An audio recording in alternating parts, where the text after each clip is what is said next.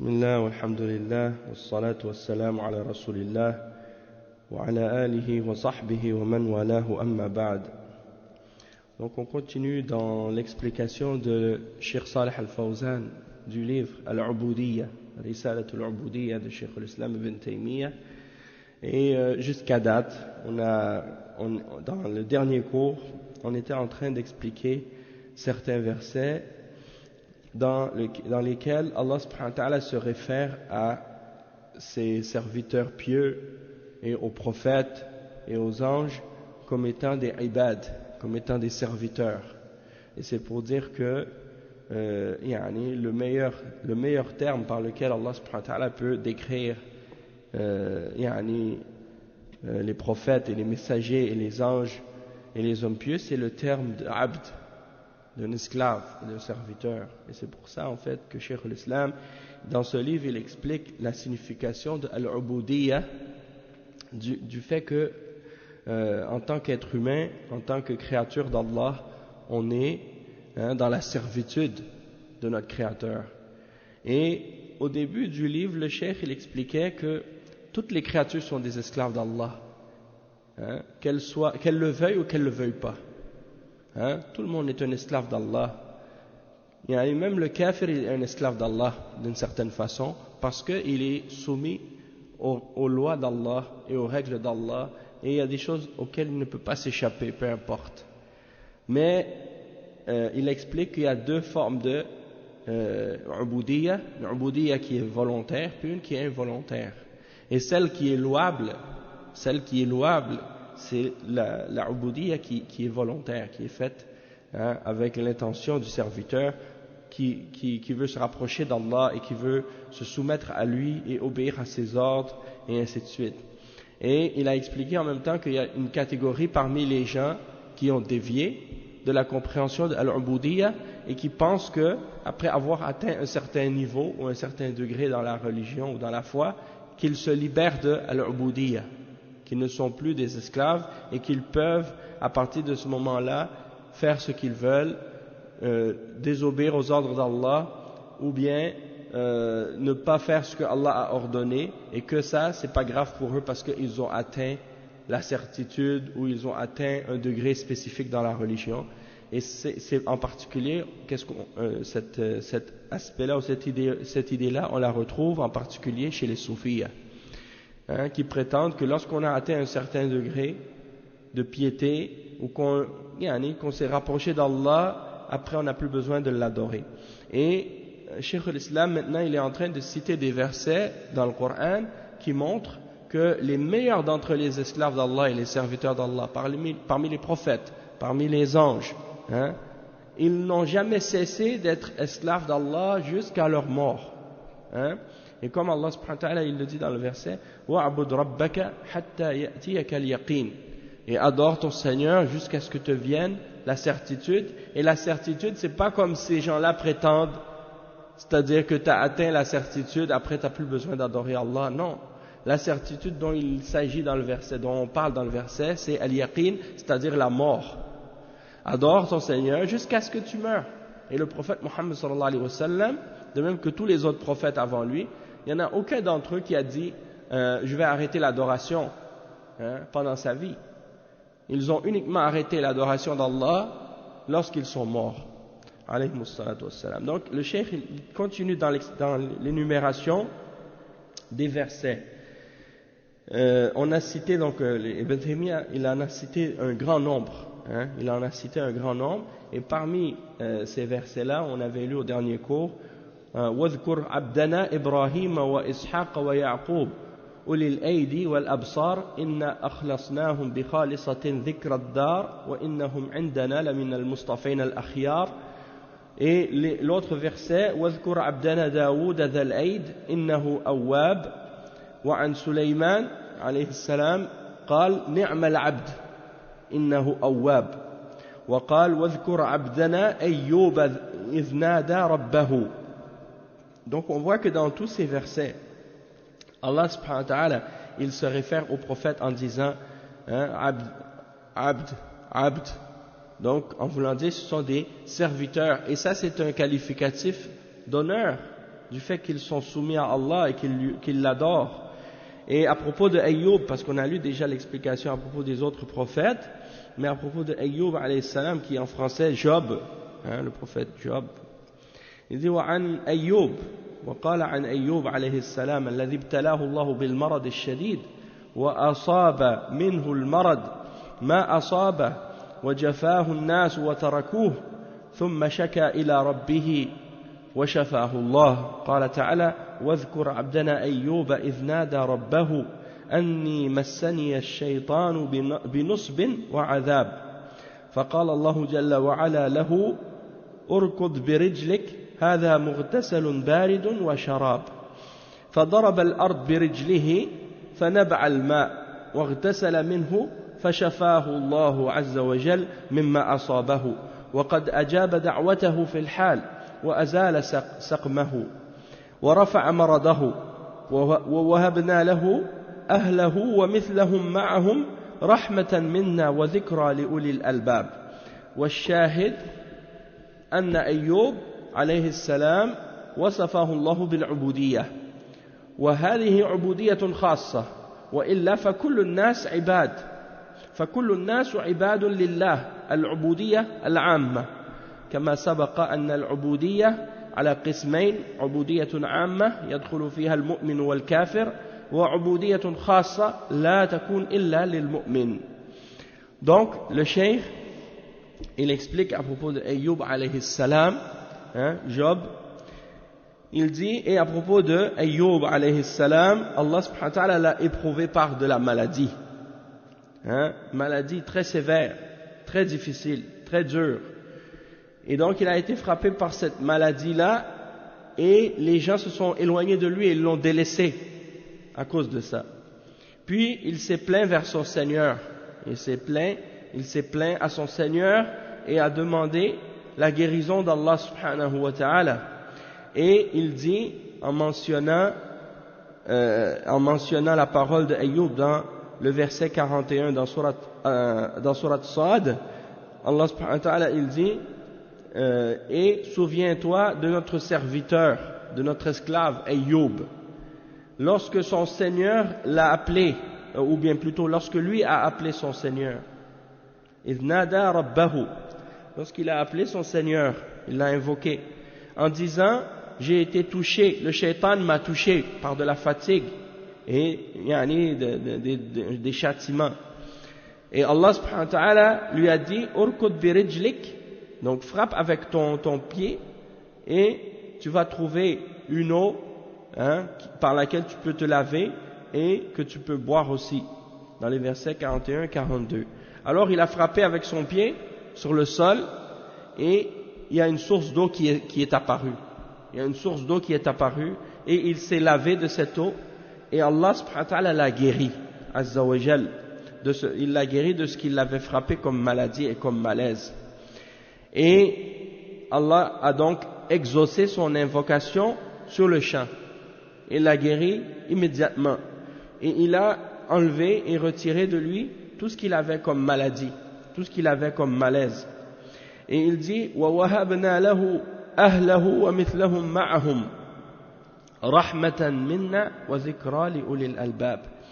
Et Allah subhanahu wa ta'ala lui a fait don de sa famille, il lui a remis sa famille et d'autres, en plus de qu'est-ce qu'il avait comme famille, il lui en a rajouté d'autres encore. Il lui a donné plus d'enfants encore par la suite, par miséricorde de sa part et comme un rappel pour les doués de raison. Et qu'est-ce qu'on veut tirer de ce verset-là? C'est que Allah subhanahu wa ta'ala a qualifié son serviteur Ayyub d'être un abd. Il l'a décrit par al-ubudiyya, en disant que c'est un esclave, un serviteur. Et quand on parle de la ubudiyya ici, c'est al-ubudiyya qui est particulière et spécifique, c'est-à-dire la ubudiyya qui est volontaire, qui est faite de la part du serviteur. Sinon, comme on a expliqué déjà tout à l'heure, et comme le cheikh l'a expliqué dans le livre au début, que tous les hommes sont des serviteurs d'Allah et ils rentrent dans le sens général de la servitude, du fait qu'ils sont des créatures d'Allah subhanahu wa ta'ala. Mais cette ubudiyya, cette servitude, elle est de deux catégories. Celle qui est générale, dans laquelle le croyant et le non-croyant rentrent, et celle qui est spécifique, c'est-à-dire que seuls les croyants peuvent entrer dans cette catégorie-là, c'est la catégorie de al-ubudiyya al-khassa, c'est-à-dire la servitude envers Allah qui est particulière du fait qu'elle est faite de façon volontaire de la part du serviteur pour son créateur, Allah subhanahu wa ta'ala. Ensuite, Cheikh al-Islam ibn Taymiyyah, il mentionne l'exemple de Nuh alayhi salam. Il dit وعن نوح عليه السلام يقول ذرية من حملنا مع نوح إنه كان عبدا شكورا إنه كان عبدا شكورا. Donc Allah subhanahu wa ta'ala dit les enfants de ceux que nous avons portés sur l'arche avec Noé, il était certes un serviteur reconnaissant. Un serviteur reconnaissant. Et c'est le verset 3 dans Surat Al-Isra. Et Allah subhanahu wa ta'ala, donc il mentionne ça à propos de Nuh alayhi salam, que c'est un abd. Cheikh Al-Fawzan, il commente à ce sujet-là et il dit وَكَذَلِكَ وصف نوحا عليه السلام وهو أول الرسل بأنه عبد وقال تعالى فكذبوا عبدنا في سورة القمر وقال ذرية من حملنا مع نوح إنه كان عبدا شكورا وصفه بالعبودية ووصفه بأنه شكور لنعم الله عز وجل. Donc ici on parle de Nuh alayhi salam qui était le premier des messagers et Allah le décrit comme étant un esclave lui aussi. Et dans le verset 9 dans Surat Al-Qamar, Allah il dit فَكَذَّبُوا عَبْدَنَا, ils ont traité notre serviteur de mensonge, de menteur. Ils n'ont pas voulu croire en lui. Et le verset 3 dans Surat Al-Isra qu'on vient de mentionner, innahu kana abdan shakura, c'était certes un serviteur reconnaissant. Allah subhanahu wa ta'ala le décrit donc par la servitude et le fait d'être un esclave, et le décrit comme étant reconnaissant envers les grâces d'Allah subhanahu wa ta'ala. Il cite également le verset dans Surat Al-Isra, le verset 1, Subhanalladhi asra bi'abdihi, innahu wa annahu lamma qama Abdullah yad'uhu وقال إن كنتم في ريب مما نزلنا على عبدنا وقال فأوحى إلى عبده ما أوحى. Donc ici dans ces versets Allah subhanahu wa ta'ala il parle du prophète Muhammad sallallahu alayhi wa sallam et il se réfère à lui en tant que abd, en tant qu'esclave et serviteur. Et l'exemple de ça c'est dans le verset 1 dans Surat Al-Isra. Il dit gloire, louange à celui qui a fait voyager pendant le voyage nocturne, qui a fait voyager son serviteur, son esclave pendant la nuit. Al-Isra, dans Surat Al-Isra, justement le premier verset. Et également le verset 19 dans Surat Al-Jinn, dans lequel Allah subhanahu wa ta'ala parle encore une fois du prophète sallallahu alayhi wa sallam, et lorsque son serviteur s'est tenu debout pour l'invoquer. Lorsque s'est levé le serviteur d'Allah pour l'invoquer, ça c'est le prophète Muhammad sallallahu alayhi wa sallam ici qui est désigné par le terme abd encore une fois. Et dans Surat Al-Baqarah le verset 23, lorsque Allah subhanahu wa ta'ala dit et si vous êtes dans le doute à propos de ce que nous avons fait descendre sur notre serviteur, ce que nous avons révélé à notre esclave le prophète Muhammad sallallahu alayhi wa sallam, et le verset 10 dans Surat Al-Najm, فَأَوْحَى إِلَىٰ عَبْدِهِ مَا أَوْحَى, il a révélé à son esclave, à son serviteur ce qu'il lui a révélé. Donc Cheikh Al-Fawzan il commente encore une fois sur ces versets, il dit وَوَصَفَ خَاتِمَ رُسُلِهِ محمدا صلى الله عليه وسلم بأنه عبد ففي مقام الوحي قال فأوحى إلى عبده ما أوحى وفي مقام التنزيل قال وإن كنتم في ريب مما نزلنا على عبدنا وفي مقام الإسراء قال سبحان الذي أسرى بعبده فوصفه بالعبودية في هذه المقامات العظيمة وكذلك في قيامه بالصلاة والدعاء قال تعالى وأنه لما قام عبد الله يدعوه يعني محمدا صلى الله عليه وسلم فلا يخرج عن العبودية لله عز وجل أحد مهما بلغ من المنزلة ولا كما تقول الصوفية ولا كما تقول الصوفية. وقوله تعالى فأوحى إلى عبده ما أوحى، يعني فأوحى أي أوحى جبريل إلى عبده أي يعني عبد الله محمد صلى الله عليه وسلم، وصفه بالعبودية في مقام الوحي، وهذا من أشرف المقامات. Donc le cheikh il explique que le prophète sallallahu alayhi wa sallam il a été désigné par Allah comme étant يعني un esclave et un serviteur d'Allah dans les stations les plus importantes et les plus élevées de la religion.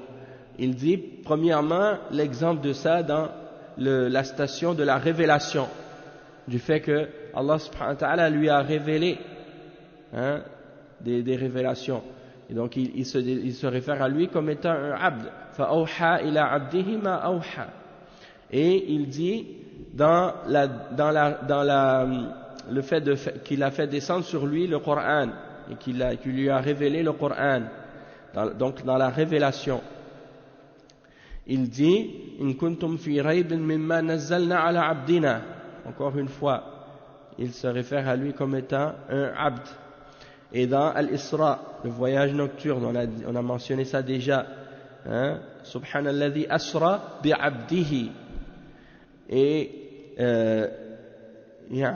également le verset 19 dans Surat Al-Jinn, où il se réfère à lui dans la question de la salat et de l'invocation lorsqu'il se lève pour prier et pour invoquer Allah.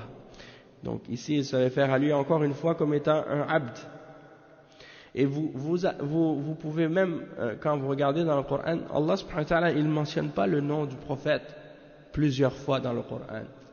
Je pense, si je me souviens bien, c'est dans Surat Muhammad seulement qu'il mentionne son nom. C'est quoi, c'est... Oui, il y a peut-être dans 2 versets dans le Coran. Il y a aussi Ahmad, donc ça fait 3 endroits dans le Coran. C'est quoi le verset, non? الذين كفروا وصدوا عن سبيل الله أضل أعمالهم والذين آمنوا وعملوا الصالحات وآمنوا بما نزل على محمد وهو الحق من ربهم. Donc ici aussi dans Surat Muhammad, Allah subhanahu wa ta'ala mentionne le nom du prophète sallallahu alayhi wa sallam. Dans le verset, comme tu as dit, je pense que c'est dans Surat Al-Fath, Muhammadun Rasulullah walladhina ma'ahu ashidda'u 'ala al-kuffar ruhama'u baynahum. Et dans l'autre verset, ya'ti min ba'dihi ismuhu Ahmad. Donc ça aussi c'est un autre verset dans lequel il le mentionne. Mais sinon, dans les autres versets, il se réfère à lui comme étant un abd, un esclave, son serviteur. Naam, donc c'est pour dire, yani, que... Ouais, al-muddathir wa al-muzammil aussi. Naam, barakallahu fik. Donc, le cheikh, il explique ensuite, il dit donc que personne, si ces grands messagers et ces grands prophètes d'Allah, ils sont désignés comme étant des esclaves et des serviteurs, qui, après eux, peut prétendre sortir de Al-Ubudiyya? Qui parmi eux peut prétendre qu'il n'a plus besoin d'être un esclave ou d'être un serviteur d'Allah subhanahu wa ta'ala? Donc ça c'est la preuve que peu importe le degré ou le statut qu'un des serviteurs d'Allah peut atteindre, il ne pourra jamais sortir de le qualificatif ou de la description d'être un serviteur et d'être un esclave d'Allah subhanahu wa ta'ala, contrairement à ce que prétendent les soufiyas. Et il dit ensuite وقوله تعالى donc فأوحى إلى عبده ما أوحى أي أوحى جبريل إلى عبده أي عبد الله محمد صلى الله عليه وسلم. Donc ici le verset 10 il dit, c'est-à-dire que Jibril il a révélé à son serviteur, au serviteur, c'est-à-dire au prophète Mohammed sallallahu alayhi wa sallam, il dit Abdullah, il l'a désigné comme étant un esclave ici aussi. Et il dit ça c'est le statut ou la station de la révélation qui est une des plus nobles parmi stations de la religion. Ensuite, il continue à citer d'autres versets. Par exemple, dans le paradis, il y a une source de laquelle les croyants vont boire, et Allah subhanahu wa ta'ala, il décrit ceux qui vont boire de cette source en disant qu'ils sont des ibad, des serviteurs, des esclaves d'Allah. Aynan yashrabu biha ibadullah, dans Surat Al-Insan. Donc même les gens du paradis, Allah les désigne comme étant ses esclaves et ses serviteurs. Il dit كما وصف المقربين من عباده بالعبودية فقال عينا يشرب بها عباد الله، فوصف المقربين من أهل الجنة بأنهم عباد الله، فدل على أن أحدا لا يخرج عن العبودية لله جل وعلا. Donc si les gens les plus rapprochés d'Allah dans le paradis sont désignés comme étant des esclaves, donc personne ne peut sortir de cette caractéristique. Et également dans le verset 63 dans Surat Al-Furqan, Allah subhanahu wa ta'ala qui dit وعباد الرحمن الذين يمشون على الأرض هونا وعباد الرحمن الذين يمشون على الأرض هونا ومثل هذا كثير متعدد في القرآن. Donc le cheikh il termine donc par le fait de mentionner que les serviteurs d'Allah sont ceux qui marchent humblement sur la terre. Ils marchent sur la terre de façon humble. Et le cheikh il dit, Cheikh Al-Fawzan, عباد الرحمن عموما وصفهم الله بأوصاف جليلة أولها أنهم يمشون على الأرض هونا فليس فيهم تكبر في مشيتهم وإنما يمشون مشية المتواضعين كما قال لقمان لابنه ولا تمشي في الأرض مرحا إن الله لا يحب كل مختال فخور. وفي الآية الأخرى ولا تمشي في الأرض مرحا إنك لن تخرق الأرض ولن تبلغ الجبال طولا. فأولياء الله عباد الله عباد الرحمن يمشون مشية المتواضع لا مشية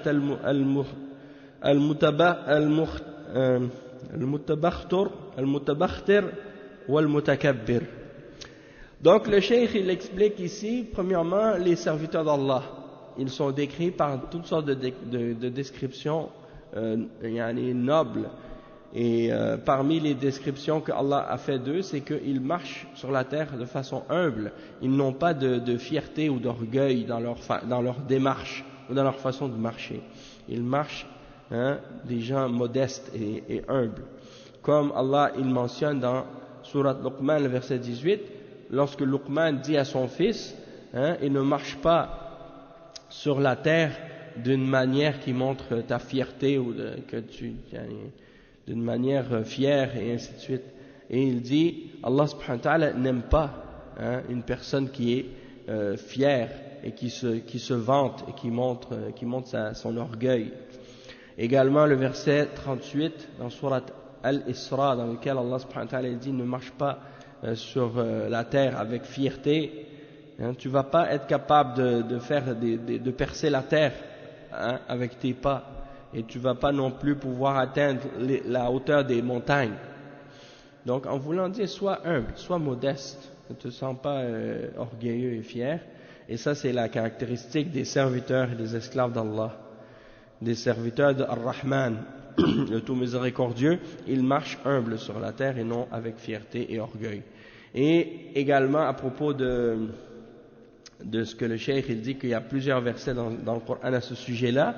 Il dit أي وصف الله عباده المتقين والأبرار والصالحين بل الأنبياء والملائكة وصفهم الله بالعبودية في كثير من القرآن. وهذا يرد على الصوفية الذين يزعمون أن من الناس من يخرج عن عبودية الله ويستغني عنها. Donc le cheikh il termine, il conclut cette parole ou ces versets-là en disant que donc on voit la preuve ici que Allah il a décrit ses serviteurs pieux et vertueux et bons en disant que ce sont des même parmi les prophètes et les anges, il les décrit en disant d'eux que ce sont des esclaves et qu'ils sont dans la servitude. Et le fait d'être esclave à Allah dans beaucoup de versets dans le Coran, et ça réfute les les extrémistes, surtout parmi les soufis, qui prétendent que on sort de l'obéissance et de le fait d'être esclave d'Allah une fois qu'on a atteint un certain degré et qu'on n'a plus besoin de l'adoration. Hein, ça c'est totalement batil. Et Cheikh al-Islam, il continue maintenant dans un nouveau point, un autre chapitre.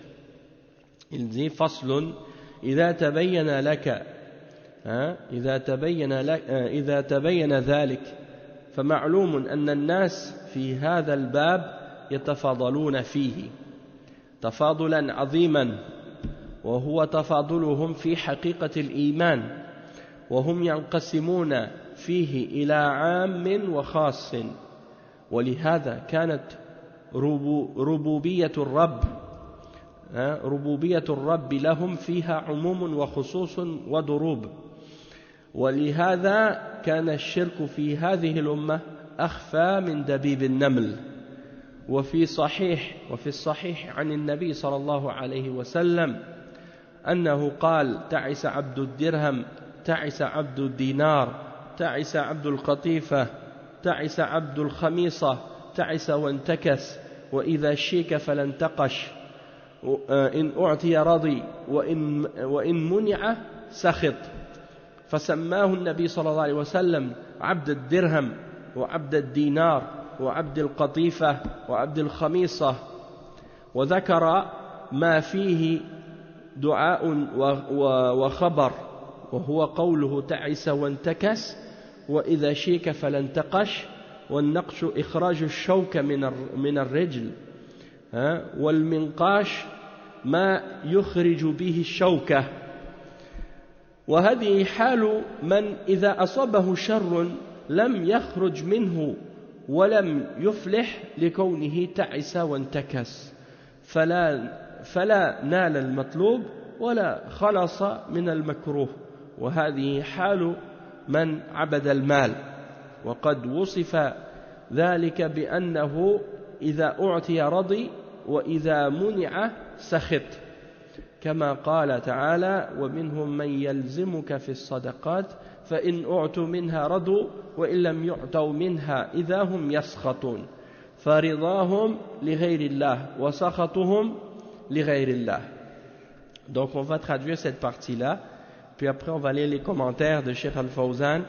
Le Cheikh il dit ici donc que si tu as compris cela, eh bien tu vas savoir que les hommes, dans cette question d'être esclaves, d'être serviteurs d'Allah, et dans les questions de la foi, ils ont des degrés différents.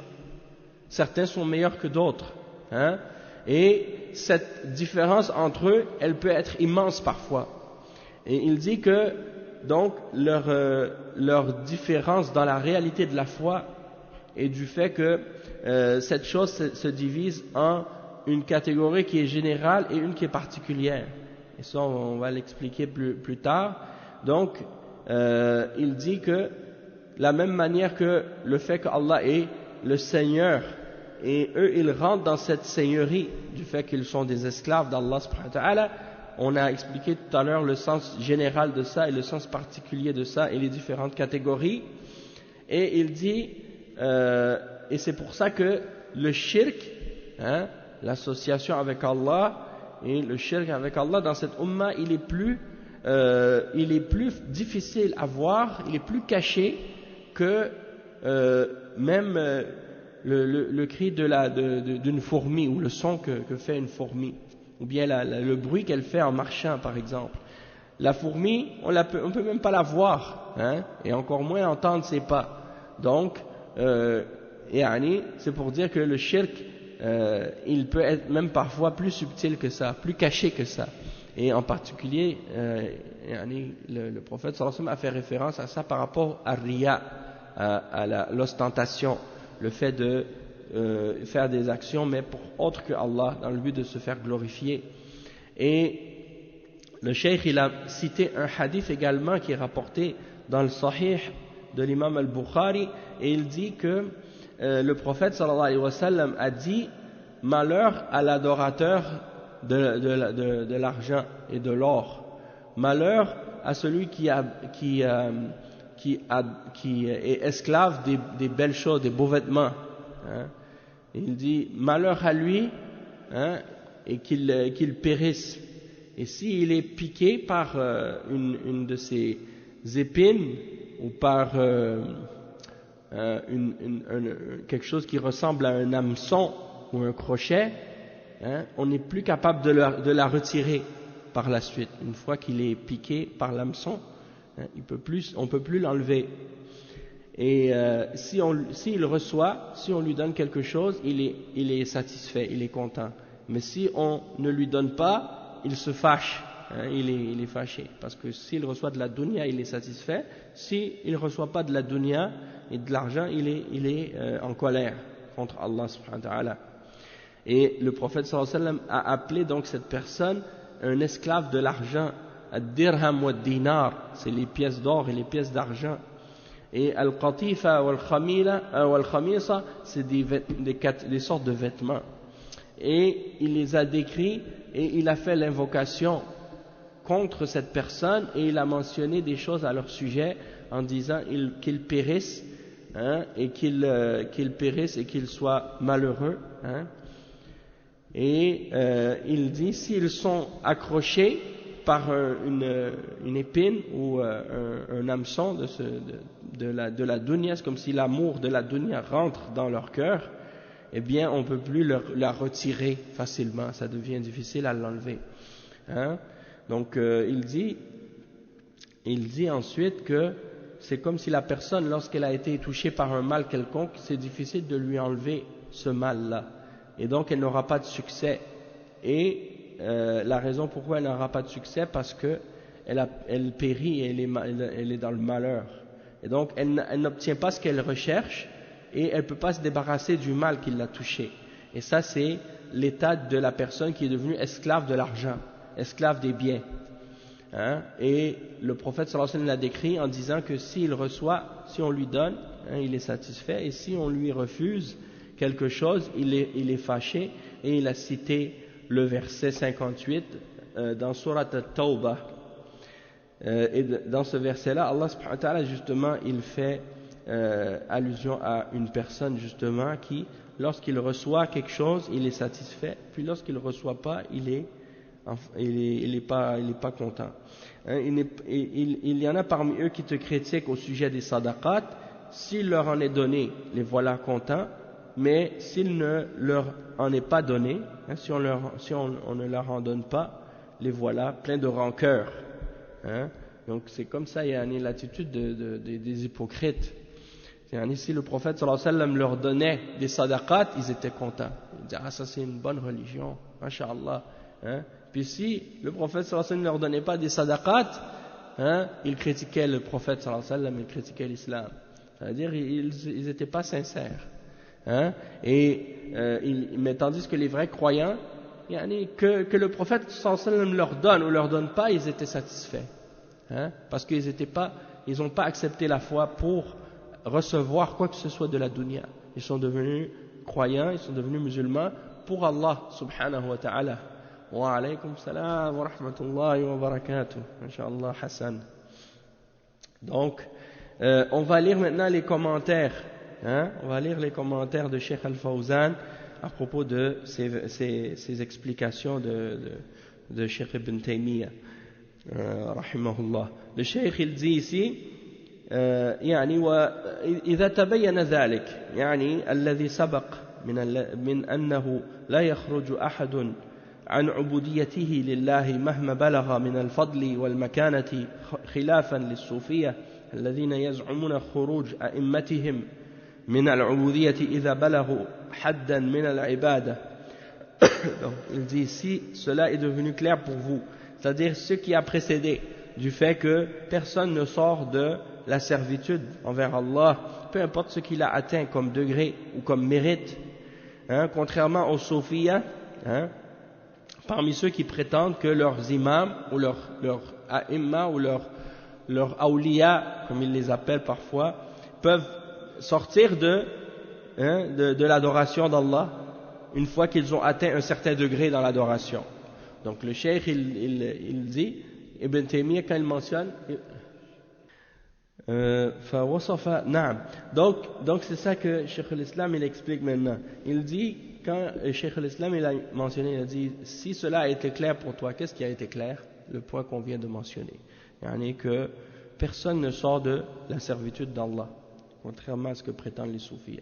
Et il dit ensuite, ay fil ubudiyya, yani les gens peuvent être dans différents degrés entre eux. Tout le monde n'est pas égal dans la religion, dans la foi, dans l'adoration. Et le Cheikh Al-Fawzan il dit, أي في العبودية ليسوا على حد سواء فهم يتفاضلون في الإيمان ويتفاضلون في العبودية ويتفاضلون في الأعمال الصالحة ويتفاضلون في الجزاء تفاضلا عظيما عند الله سبحانه وتعالى. Donc le Cheikh il explique que dans l'adoration et dans la servitude envers Allah, ils ne sont pas tous dans le même degré, on n'est pas tous dans un degré égal. Il y a des gens meilleurs que d'autres dans la foi. Il y a des gens meilleurs que d'autres dans l'adoration d'Allah et dans la servitude envers Allah. Et de même qu'il y a des différences entre les gens, certains sont meilleurs que d'autres dans les bonnes œuvres. Et certains sont meilleurs que d'autres aussi dans la récompense qu'ils vont recevoir par conséquent. C'est pour ça que dans le paradis, il y a des degrés. Tout le monde ne sont pas au même degré dans le paradis. Donc, certains parmi les serviteurs d'Allah, ils font beaucoup d'efforts, et ils font beaucoup de bonnes œuvres, et ils font beaucoup de sacrifices, et ils dépensent beaucoup, et Allah va leur donner ce qui correspond comme récompense. Et il y en a d'autres parmi les serviteurs d'Allah qui font moins, qui font moins d'efforts, qui font moins de dépenses, qui font moins de bonnes œuvres, et ils vont être récompensés selon ce qu'ils ont fait, chacun selon ce qu'il mérite. Et Allah subhanahu wa ta'ala, il n'est pas injuste. وَلَا يَظْلِمُ رَبُّكَ أَحَدًا. Allah subhanahu wa ta'ala n'est pas injuste, chacun va recevoir ce qu'il mérite, et même plus, peut-être même plus que ce qu'il mérite, parce qu'Allah il est généreux en même temps, et il donne de ses grâces à qui il veut. Et il dit وَتَفَضُلُهُمْ فِي حَقِيقَةِ الْإِيمَانِ, c'est-à-dire qu'ils ont aussi des différences, même dans la réalité de la foi. Et Cheikh Al-Fawzan il dit à ce sujet تَفَضُلُهُمْ فِي الْعُبُودِيَّةِ هو بسبب تفاضلهم في حقيقة الإيمان لأن العبودية من الإيمان فالأعمال من الإيمان وكلما كثرت الأعمال الصالحة قوي الإيمان وكلما نقص الإيمان ولهذا يقول أهل العلم الإيمان قول باللسان واعتقاد بالقلب وعمل بالجوارح يزيد بالطاعة وينقص بالمعصية فالمؤمنون يتفاضلون في الإيمان بناء على ذلك ليسوا على حد سواء وفي هذا رد على المرجئة الذين يقولون الإيمان شيء واحد ليس فيه تفاضل لأنه التصديق بالقلب وهذا لا تفاضل فيه هذا غلط فالإيمان يتفاضل وبعضه أكمل من بعض وحتى التصديق في القلب يتفاضل. Donc le cheikh il dit les serviteurs d'Allah ils ont des degrés différents dans la réalité de la foi. Donc il dit que la raison pour laquelle ils ont des divergences ou des différents degrés dans la servitude et dans l'adoration d'Allah, eh bien c'est à cause du fait que justement certains sont meilleurs que d'autres dans la réalité de la foi. Il dit pourquoi? Parce que la servitude et l'obéissance et l'adoration d'Allah, ça fait partie de la foi. Et les bonnes œuvres font partie de la foi aussi. Les actions que tu fais font partie de la foi. Regardez les sahaba.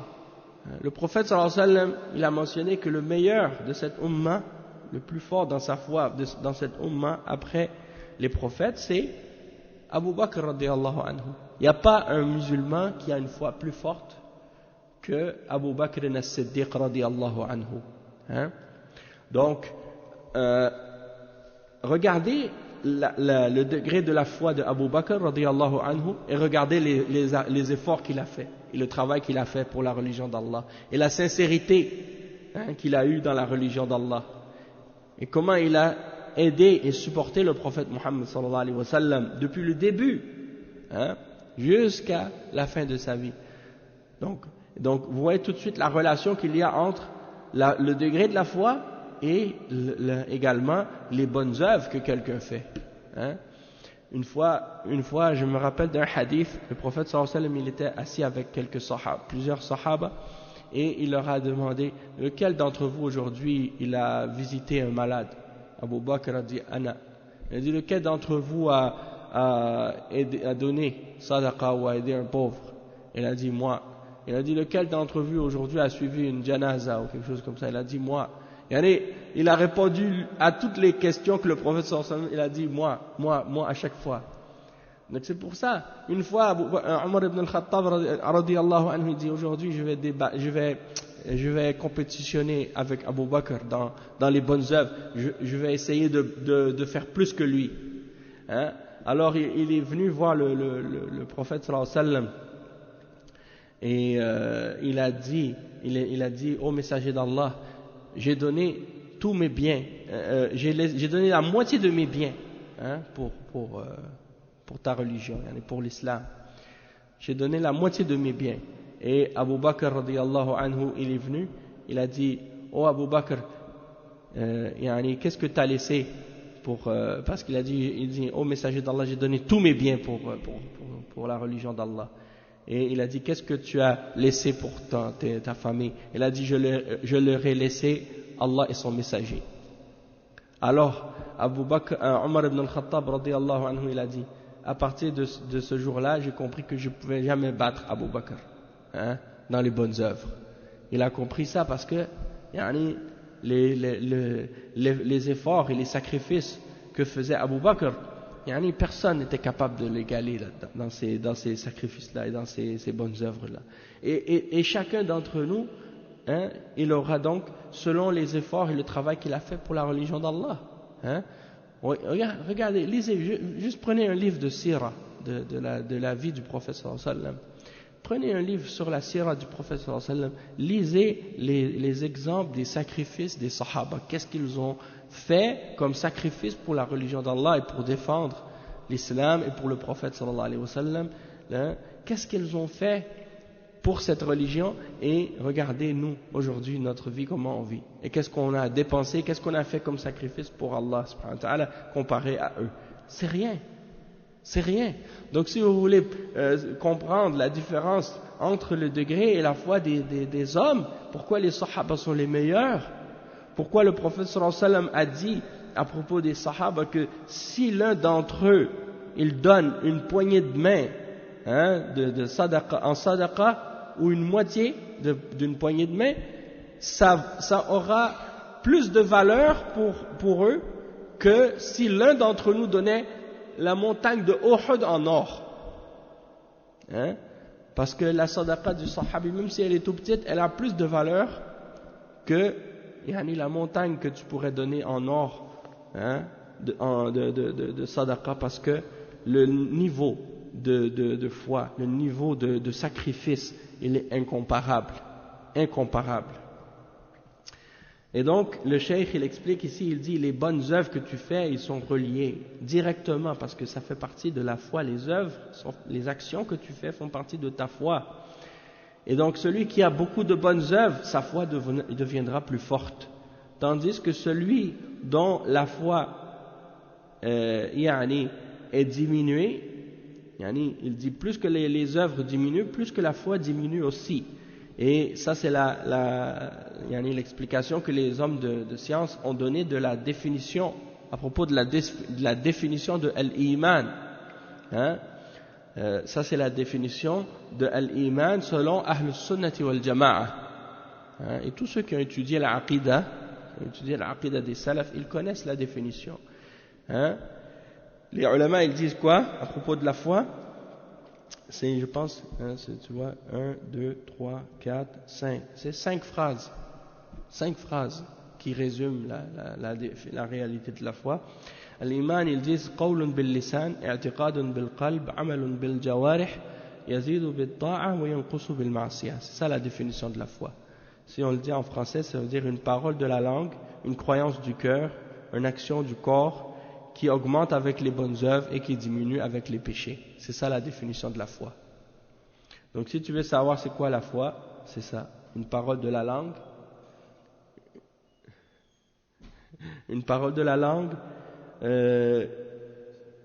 une croyance du cœur, une action du corps, elle augmente avec les bonnes œuvres, elle diminue avec les péchés. Je pensais que j'avais vu mon père. Le monsieur qui est rentré ressemble à mon père. Subhanallah. Et naam. Naam, barakallahu fik. Masha'Allah. Wal-i'tiqadu bil-qalb. Ok, donc on a dit ça. Donc les croyants sont différents dans leur degré de foi à cause de ça. À cause de cette définition, les actions font partie de la foi. Wa alaykoum salam wa rahmatullah. Donc plus une personne fait des bonnes œuvres, plus que sa foi est grande. Et ça, c'est une réfutation en même temps réfutation des gens qu'on appelle les Murji'a. Et ça, les Murji'a, c'est une secte parmi les sectes qui ont dévié de la croyance de Ahl Sunnati wal Jama'a. Et parmi leurs croyances à eux, c'est que les actions font pas partie de la foi. C'est-à-dire que peu importe qu'est-ce que tu fais comme péché, c'est pas grave, ça va pas affecter ta foi. Et peu importe qu'est-ce que tu négliges comme obligation, ça ne va pas non plus faire diminuer ta foi pour eux. Parce que pour eux, la foi c'est une chose qui est statique, qui bouge pas, qui change pas, qui est la même pour tout le monde, qui va pas augmenter ni diminuer. Hein? Et pour eux, tout le monde est égal dans la foi. Peu importe, que ce soit un prophète, ou un ange, ou un homme pieux, ou un pécheur, ou un tueur, ou un voleur, ou un pervers. Et pour eux, tout le monde est égal dans la foi. Et ça, c'est clair que c'est de l'égarement. Et que c'est totalement faux. Hein? Même dans la at-tasdiq, le cheikh il dit même at-tasdiq, parce qu'eux ils disent que al-iman ou at-tasdiq. Les murji'a, quand ils définissent la foi, ils disent que la foi c'est at-tasdiq. At-tasdiq, ça veut dire quoi? Ça veut dire de reconnaître que quelque chose est vrai. C'est ça at-tasdiq. Et donc ils disent que tout le monde est égaux dans la foi, parce que la foi c'est de reconnaître que quelque chose est vrai. Et le cheikh il dit même dans at-tasdiq il y a des différences. Même dans la reconnaissance qu'on a de la véracité d'une chose, il peut y avoir des degrés selon la connaissance des gens. Plus qu'une personne a une connaissance profonde de la religion, plus que sa reconnaissance de la véracité sera profonde aussi, sera plus grande aussi. Hein? C'est pour ça que at-tasdiq al-alim, c'est pas la même chose que tasdiq al-jahil. Hein? La reconnaissance de la vérité de la part du savant, elle est plus forte que la reconnaissance de la vérité de la part d'un ignorant, hein, qui lui reconnaît de la vérité selon son niveau de connaissance, tandis que le savant, il reconnaît de la vérité selon son degré de connaissance à lui. Non. On va y revenir à ça, Inch'Allah. Le cheikh, il va en parler. Non. Mais c'est clair qu'il y a les 3 degrés, on en a même parlé déjà dans les cours passés. L'islam, l'iman, l'ihsan, les 3 degrés, il y en a une différence. Donc le cheikh il dit الذين يقولون الإيمان واحد ليس فيه تفاضل والتصديق لأنه التصديق بالقلب هذا لا وهذا لا تفاضل فيه هذا غلط. Donc le cheikh dit ça c'est une erreur. Ceux qui pensent que la foi c'est une seule chose, que tout le monde est égal, qu'il n'y a pas de différence entre les gens dans la foi, ça c'est faux. La foi il y a des différences et certains sont plus complets que d'autres dans la foi. Donc le cheikh il dit ensuite, il explique la suite de qu'est-ce que le cheikh il a expliqué. وهم ينقسمون فيه إلى عام وخاص ولهذا كانت ربوبية الرب لهم فيها عموم وخصوص وضروب. Il explique ça, on va lire le commentaire à ce sujet-là. Cheikh Al-Fawzan il dit ولكن ولكون المؤمنين يتفاضلون في الإيمان فمنهم المخلص الإخلاص التام الذي لا يقع فيه شرك ومنهم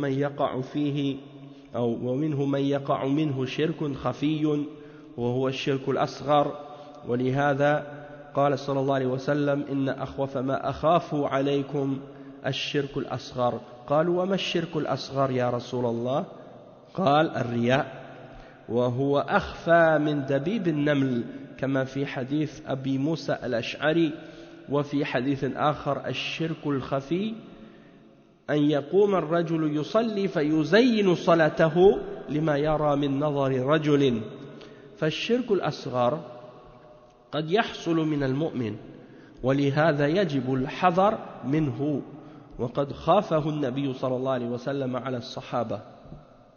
Le cheikh il dit que les gens ils ont des différences dans même entre les croyants il y a des différences dans le degré de la foi, et il y en a parmi les croyants qui sont sincères et dont la foi elle est pure complètement, et ils ne font aucune forme de shirk, même mineur, tandis qu'il y en a de la part il y a certains croyants chez qui il peut y avoir des formes cachées de shirk, comme le shirk mineur.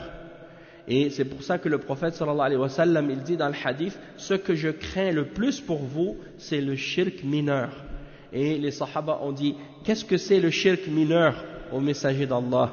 Et il a dit, c'est ar-riya, c'est-à-dire l'ostentation, c'est-à-dire de vouloir se faire voir, de vouloir se montrer. Salam alaykum wa rahmatullah. Et il dit, et c'est plus caché que le bruit de la fourmi, le bruit que fait la fourmi. Et c'est rapporté selon Abu Moussa al-Ash'ari par l'imam Ahmad. Et dans une autre narration, un autre hadith, il a dit que le shirk caché, c'est que quelqu'un se lève pour prier et qu'il embellisse sa salat quand il voit que des gens le regardent. C'est ça le shirk caché. C'est une forme de shirk mineur. Ouais, c'est-à-dire oui, mais c'est-à-dire que le shirk caché, ça peut être dans l'ostentation, ça peut être dans l'ostentation, mais ça peut être dans d'autres choses aussi. Ça peut être dans d'autres choses aussi. Par exemple, ça peut être dans des expressions. Pardon. Ça peut être dans des expressions que tu dis sans faire exprès. Ça peut être aussi dans le fait d'aimer la dunya. Ça peut être dans d'autres choses aussi. Mais quand tu aimes la dunya d'une façon qui t'amène à dépasser les limites d'Allah pour l'obtenir, et de suivre, tu suis ta passion pour obtenir la dunya, des choses comme ça. Ça peut rentrer dans les formes de shirk mineur aussi. Et comme le prophète sallallahu alayhi wa sallam, des fois il a dit à un compagnon, le compagnon qui a dit ce que tu veux est ce que Allah veut. Et le prophète sallallahu alayhi wa sallam a dit non, ne dis pas ce que Allah veut et ce que je veux. Est-ce que tu veux me mettre à égalité avec Allah? Dis ce que Allah a voulu lui seul. Donc ça peut rentrer même dans une forme de shirk caché, parce que des fois les gens ils prononcent des paroles comme ça sans faire attention, puis ils disent des choses de shirk sans s'en apercevoir. Et il y a aussi le fait parfois c'est dans le fait de vouloir se faire voir, et des fois ça peut être aussi dans le fait de vouloir se faire entendre. Quelqu'un qui récite le Coran, il veut faire entendre sa belle voix, il le fait pour se faire glorifier ou pour obtenir des compliments de la part des gens, et non pas pour plaire à Allah seulement. Donc ça peut rentrer aussi dans le shirk. Ça dépend l'intention que la personne a lorsqu'il parle de ses actions. Si quelqu'un parle de ses bonnes œuvres dans le but d'encourager les gens à faire des bonnes choses, dans le sens de wa amma bi ni'mati rabbika fahaddith, ça dans ce cas-là ça peut c'est dans le but d'encourager les autres, donc c'est pas nécessairement par ostentation. Mais si la personne elle parle de ses bonnes œuvres pour se glorifier elle-même et pour se faire remarquer, dans ce cas-là oui, ce sera de l'ostentation, et ça peut même annuler la valeur de ces bonnes œuvres. Et en fait les salafs ils cachaient leurs bonnes œuvres, et ils n'aimaient pas que les gens sachent les bonnes œuvres qu'ils font. Ils les cachaient pour que leur sincérité soit plus complète, et même que parfois ils faisaient même attention de ne pas faire croire aux gens qu'ils faisaient des bonnes œuvres, alors qu'ils les avaient, comme par exemple le hadith du compagnon qui a dit aux autres, lequel d'entre vous a vu l'étoile filante la nuit passée?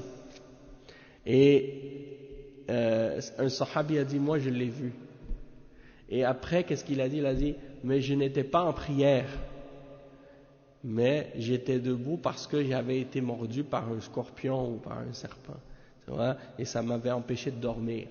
Et pourquoi il a dit j'étais pas en prière? Parce qu'il voulait pas donner l'impression, oui, je l'ai vu l'étoile parce que je dormais pas, j'étais en train de prier ou j'étais debout en train de faire des adorations.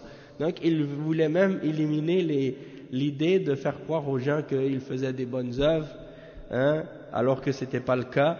Alors ils enlevaient même ces doutes-là parfois. Non. Le cheikh il dit ensuite, oui.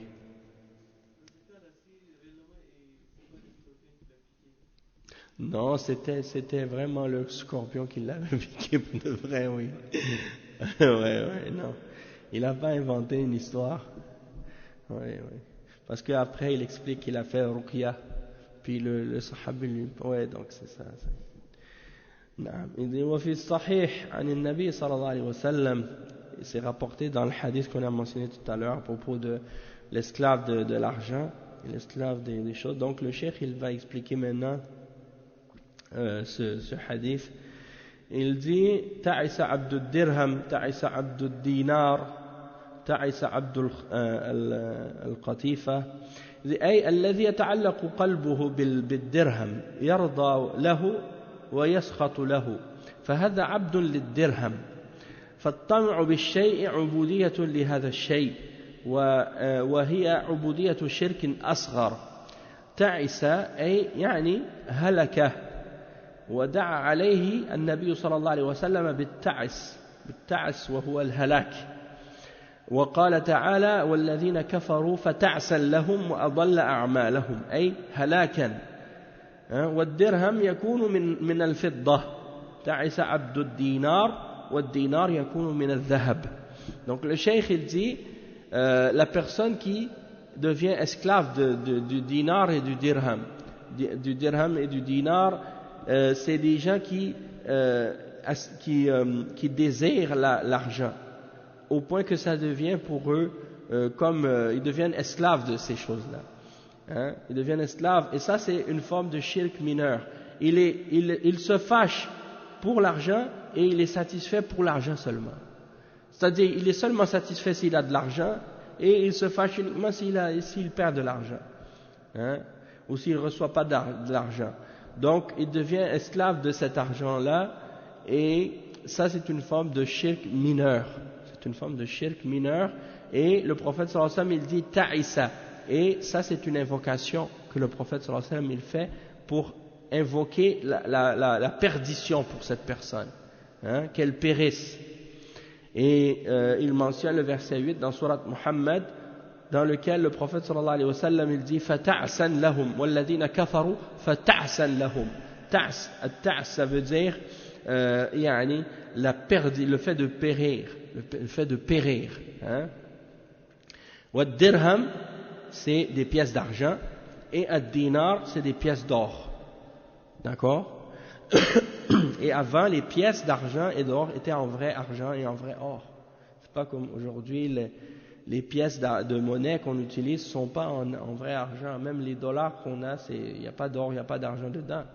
Ça n'a pas vraiment de valeur, l'argent d'aujourd'hui. Les papiers, là, le papier de $20, il ne vaut pas $20. Le papier de $20, il vaut moins, il ne vaut pas $20. Même le billet de $100, il ne vaut pas $100. Ça ne coûte pas $100 pour le faire. Mais avant, l'argent valait sa valeur. C'est-à-dire, la pièce d'or, elle valait une pièce d'or. Et la pièce d'argent, elle valait une pièce d'argent. C'est ça qui avait une vraie valeur. Tandis qu'aujourd'hui... Mais certains ont dit que l'argent devenait trop, parce que c'était trop lourd de porter des grosses quantités d'argent. Si quelqu'un voulait aller acheter quelque chose au magasin, ça devenait très lourd pour transporter ça. Puis en même temps, c'était facile à le voler parfois. Donc ils ont ramené d'autres notes, des papiers comme ça pour remplacer le vrai argent. Mais c'est supposé à la base être un remplacement du vrai argent, c'est-à-dire comme une représentation de l'argent. mais c'est devenu l'argent en soi maintenant. C'est comme si les gens ils le prennent ça comme étant l'argent lui-même. Naam. Donc le prophète sallallahu alayhi wa sallam il a dit donc ta'isa abdud dinar, ta'isa abdud dirham, que périsse l'esclave de l'argent, l'esclave de l'or, l'esclave de l'argent.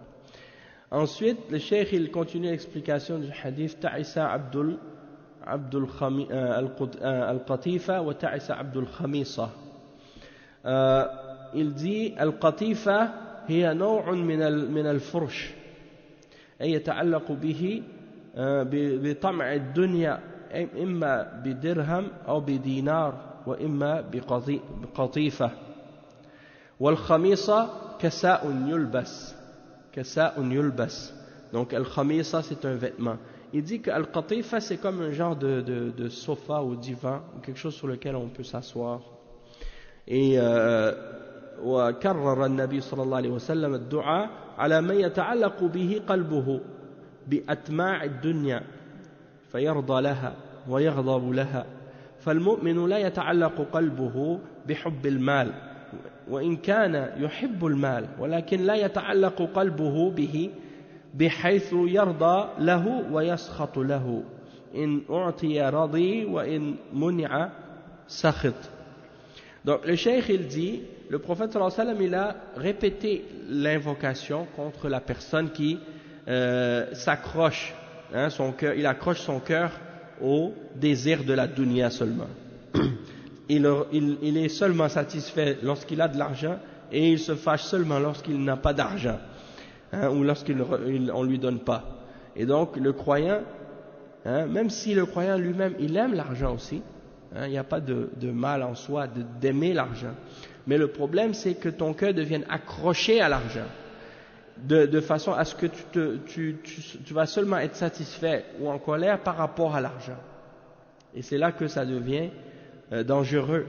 S'il reçoit, il est content. Si on ne lui donne pas, ou si on lui enlève, il est en colère. Donc sa vie, c'est seulement ça. Son amour et sa haine ou sa colère, c'est seulement relié à l'argent seulement. Et c'est pas relié à la foi ou à la religion. Et il dit ta'isa wa antakas. Ça c'est l'invocation que le prophète sallallahu alayhi wa sallam a fait. Wa idha shika falantaqash ay asabathu shawka falantaqash ay la yaqdiru ala akhdhi ash-shawkati min rijlihi. فهذا دعاء من الرسول صلى الله عليه وسلم عليه بالعجز. C'est-à-dire que la personne, l'amour de l'argent est rentré dans son cœur. Le prophète sallallahu alayhi wa sallam invoque contre lui en disant qu'il périsse. Et si il est pris par une épine, ou même par des fois, qu'est-ce qu'on appelle une écharde, une écharde, quand elle rentre, tu ne peux pas la retirer facilement.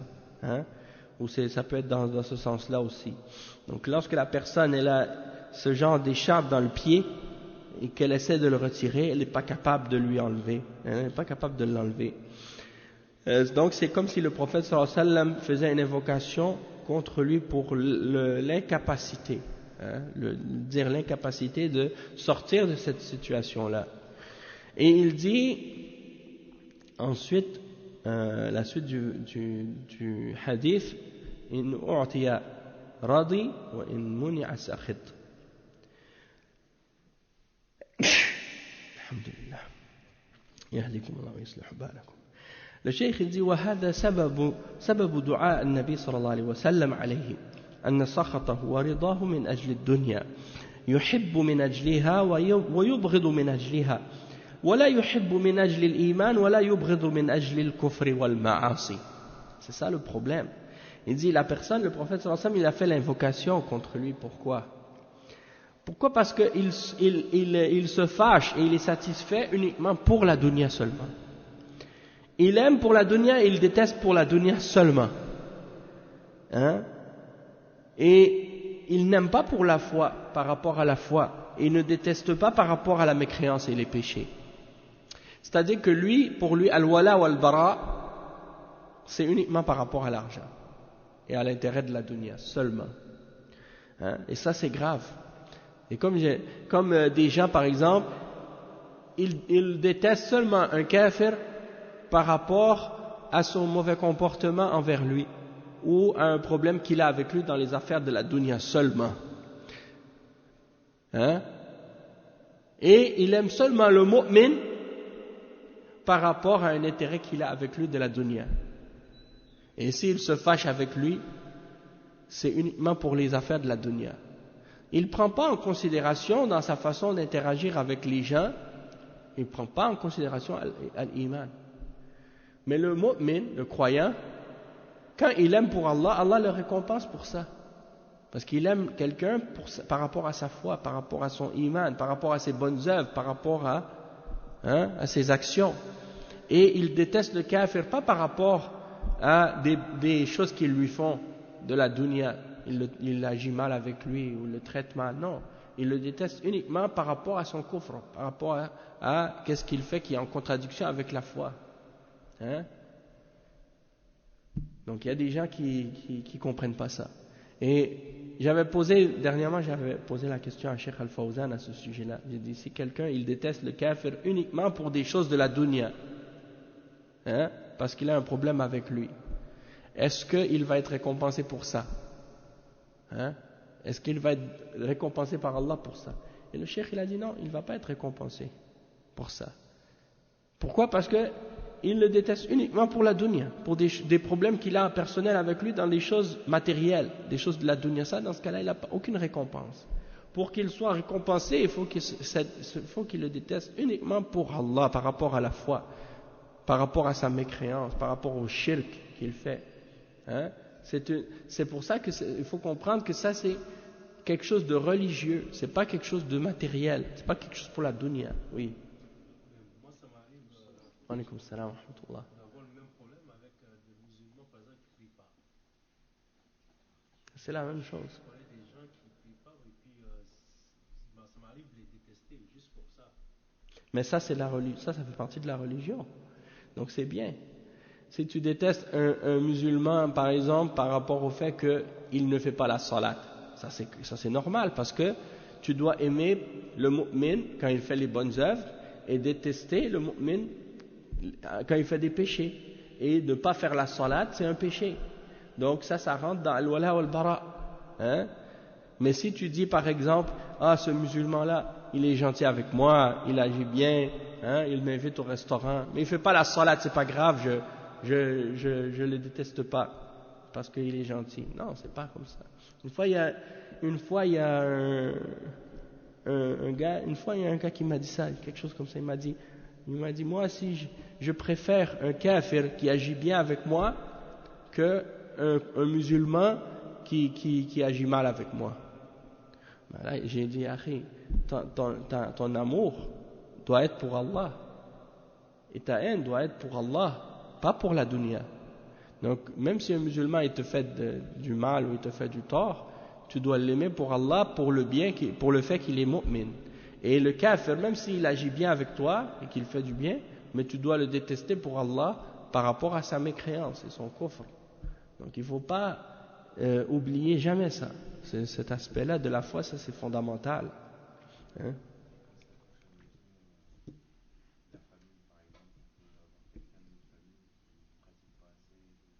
C'est la même chose pour la famille.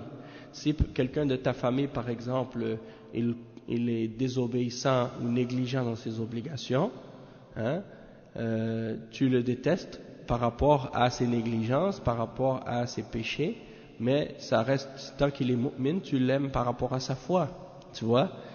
La seule différence par rapport à un proche de ta famille, c'est qu'il a un droit sur toi par rapport au lien de parenté que tu as avec lui, d'accord? Mais sinon, tu dois quand même l'aimer et le détester pour Allah, subhanahu wa ta'ala. Oh non, mais c'est-à-dire de le conseiller, même ça fait partie justement de vouloir le bien pour les gens. Et la nasiha, ça c'est pour tout le monde. Hein. Tu le donnes pour le mu'min, tu le donnes pour le croyant, que ce soit ton proche de ta famille ou quelqu'un qui est étranger à toi, mais que c'est ton frère en islam, tu lui donnes le bon conseil pour Allah subhanahu wa ta'ala. D'accord? Même un kafir, tu veux le bien pour lui. Tu l'appelles à la foi, tu l'appelles à l'iman. même le kafir. Hein? Au contraire, même que peut-être que toi, par rapport au kafir, ton intérêt pour lui, pour le bien, et le fait d'aimer le bien pour le kafir, et peut-être qu'il est plus grand que l'amour que ses propres parents ont pour lui. Oui, parce que ses parents, hein, les parents de ce kafir, qui sont des kuffars eux-mêmes, ils vont pas l'appeler au tawhid et à la foi, dans le but de le préserver de l'enfer et de le faire rentrer au paradis. Tandis que toi, tu es un étranger pour lui, tu n'as aucun lien de parenté avec lui, et en plus, il est kafir, mais toi, tu as peur pour lui qu'il rentre en enfer, et tu souhaites pour lui qu'il accepte la foi pour justement qu'il puisse rentrer au paradis et soit préservé du châtiment. Est-ce que ça, c'est pas de vouloir du bien? Ça, c'est le plus grand bien. Et le prophète sallallahu alayhi wa sallam, il a dit, nul d'entre vous ne sera croyant jusqu'à ce qu'il aime pour son frère ce qu'il aime pour lui-même. Mais aussi envers le kafir. Tu aimes pour lui la meilleure des choses, la plus grande des choses, la plus importante des choses, qui est la foi, l'iman. Donc tu vas être plus miséricordieux pour cette personne que ses propres parents. Peut-être que ses parents, s'il est dans le kufr, ou dans le shirk, ou dans l'égarement, ça ne lui dérange même pas. Hein? Tandis que toi, tu penses à ça pour lui. Hein? Donc, ensuite, le cheikh, il dit, et il continue l'explication du hadith, Ta'isa Abdul Khamisa, Ta'isa Abdul Qatifa, Ta'isa Abdul Khamisa. Ensuite, le cheikh Ibn Taymiyyah, il explique, il dit que le prophète sallallahu alayhi wa sallam l'a appelé ainsi, hein? Il dit فَدَلَّ عَلَى أَنَّ الْعُبُودِيَّةَ تَكُونُ لِلْمَخْلُوقَاتِ. Il dit ça, c'est la preuve aussi que la servitude, hein, et le fait d'être esclave, on peut devenir serviteur ou esclave d'une créature aussi. Hein? Ça peut se produire. Il dit وَإِذَا كَانَ وَذَكَرَ مَا فِيهِ دُعَاءٌ وَخَبَرٌ وهو في قوله يعني تعس وانتكس وإذا شيك فلانتقش والنقش. Il explique la signification. Il dit يصاب بالعجز. C'est ça. C'est comme si le prophète sallallahu alayhi wa sallam, il invoque la perdition, hein, pour lui qu'il périsse et qu'il soit touché par l'incapacité de sortir de cette attitude-là qu'il a, d'aimer la dunya et de s'accrocher à ça dans son cœur. Et il dit ensuite, يعني وهذه حال من أصابه شر لم يخرج منه ولن يفلح لكونه تعس وانتكس. Il dit أن معنى الحديث أنه إذا أصابه الشر لا يستطيع الخروج منه بسبب أنه صار عبدا للدينار والدرهم والقطيفة والخميصة. Il dit le cheikh que ça signifie, ce hadith-là signifie que la personne, quand elle est touchée par un mal quelconque, il n'est plus capable d'en sortir. Et la cause de ça, c'est parce qu'il est devenu esclave de l'argent et de l'or et des biens, hein, matériels. Il dit ensuite, je ne sais pas, le frère, s'il avait une question, peut-être. Non. Afwan, mon frère, salam alaikum, est-ce que je peux vous aider? يعني في أي موضوع آخر، يعني نحن سننتهي بعد 5 دقائق إذا كنت تريد أن تنتظر إن شاء الله. نعم. Donc il dit وما حصل على الدينار والدرهم والقطيفة فلا ينال المطلوب. Donc quand il ne reçoit pas ce qu'il veut, hein, il est fâché. Et il est seulement satisfait lorsqu'il reçoit ce qu'il veut. Donc il dit, il ne pourra pas se débarrasser du mal qui l'a touché à cause de ça. Il dit, أي لم يسلم من شر العبودية لغير الله عز وجل ولذلك تعس وانتكس. فهذا فيه التحذير من تعلق قلب المؤمن بالدنيا ولهذا لها يرضى ولها يغضب. إن أعطي رضي وإن لم يعطى سخط كحال المنافقين الذين قال الله فيهم ومنهم من يلزمك في الصدقات فإن أعطوا منها رضوا وإن لم يعطوا منها إذا هم يسخطون فرضاهم وسخطهم لأجل الدنيا وليس من أجل الدين والواجب أن يرضى المؤمن ويغضب لأجل دينه أما الدنيا فإن جاءت من طريق حلال أخذها واستعان بها على طاعة الله وإن لم يأتي أو وإن لم تأتي يعني لم يعلق قلبه بها. Donc le cheikh il termine ce point en expliquant que la personne ne pourra pas s'épargner ou être sauvé du mal d'être esclave pour autre que Allah, et donc elle va périr, et elle va elle va rentrer dans l'incapacité à cause de ça. Et il y a dans ce hadith un avertissement contre le fait d'accrocher notre cœur, que le croyant accroche son cœur à la dunya, de façon à ce qu'il devienne uniquement satisfait par la dunya ou fâché par rapport à la dunya. S'il reçoit, il est satisfait, et s'il ne reçoit pas, il est en colère, comme l'état des hypocrites, ceux que Allah subhanahu wa ta'ala a décrits dans le Coran en disant, et certains te critiquent à propos des sadaqat. S'ils en reçoivent, ils sont satisfaits, ils sont contents.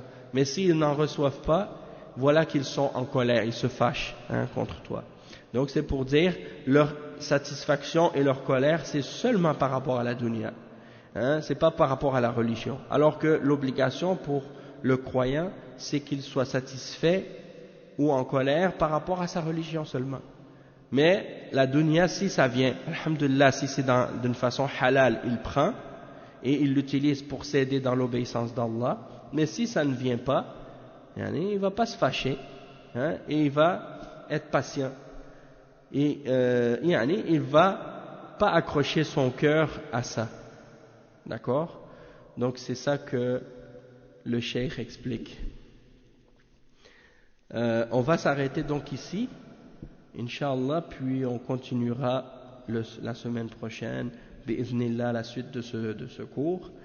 C'est aussi pour rappeler aux frères que du lundi jusqu'au jeudi, il y aura le cours de tafsir pendant la semaine, Inch'Allah.